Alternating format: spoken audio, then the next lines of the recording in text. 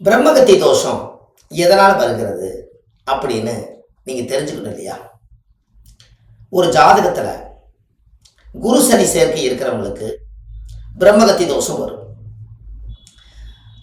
9ஆம் இடம் என்பது காலச்சக்கரத்துக்கு 9 குரு, 10 சனி. இது தர்ம கர்மாதிபதி யோகம். இந்த குரு சனி சேர்க்கை இருக்கிறவங்களுக்கெல்லாம் பிரம்மகத்தி தோஷம் கட்டாயம் உண்டு.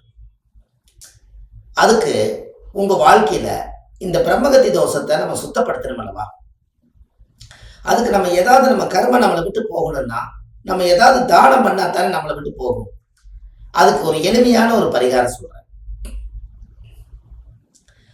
பிராமணருக்கு ஒத்த பிராமணருக்கு வெள்ளி சொம்பு, பித்தாள சொம்பு, காப்பர்ல சொம்பு, இந்த 3 சொம்புலையும் பச்சரிசி போட்டு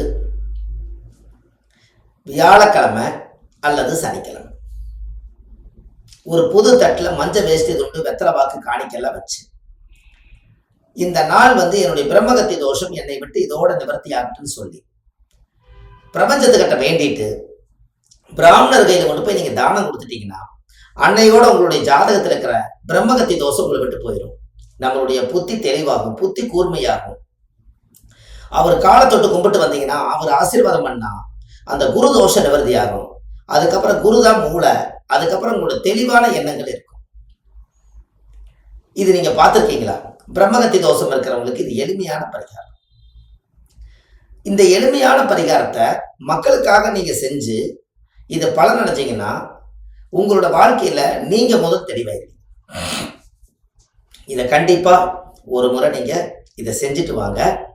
இந்த பிரம்மகத்தி தோஷத்திலிருந்து நீங்க விடுபட்டு உங்க வாழ்க்கையில உங்களுடைய எண்ணம் போல உங்களுடைய வாழ்க்கை நல்லா இருக்கும். கண்டிப்பா இதெல்லாம் பாருங்க.